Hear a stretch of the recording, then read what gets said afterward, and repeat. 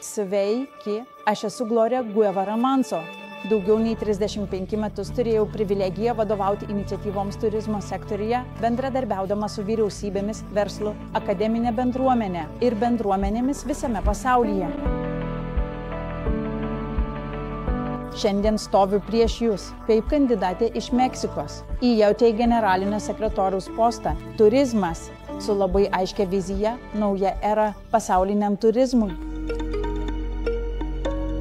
Būdama TBUTTC generalinė direktorė, vedžiau sektorių per vieną didžiausių iššūkių – COVID-19 pandemiją.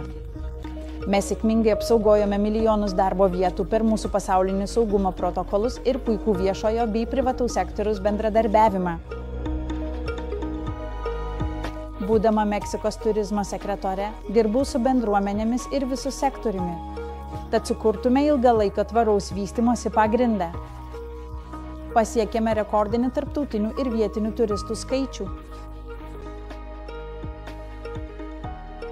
Mano vizija šiai naujai erai yra pagrįsta 4 pagrindiniais ramsčiais. Pirma, atsparumas, kuriant paramos mechanizmus būsimoms krizėms įveikti. Antra, galimybės, įgalinant moteris, jaunimą ir vietinės bendruomenės.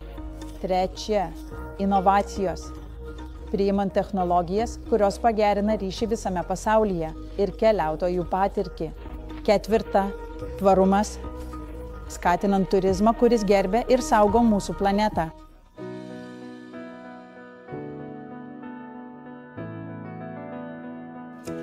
Esu įsipareigojusi įtraukiam ir bendradarbiaujančiam vadovavimui, kad maksimaliai išnaudotume turizmo potencialą ir galią kaip tvaraus vystymosi variklį. Man vadovaujant jau suteiksiu daugiau vertės visiems jos nariams ir žmonėms, kuriems jie tarnauja.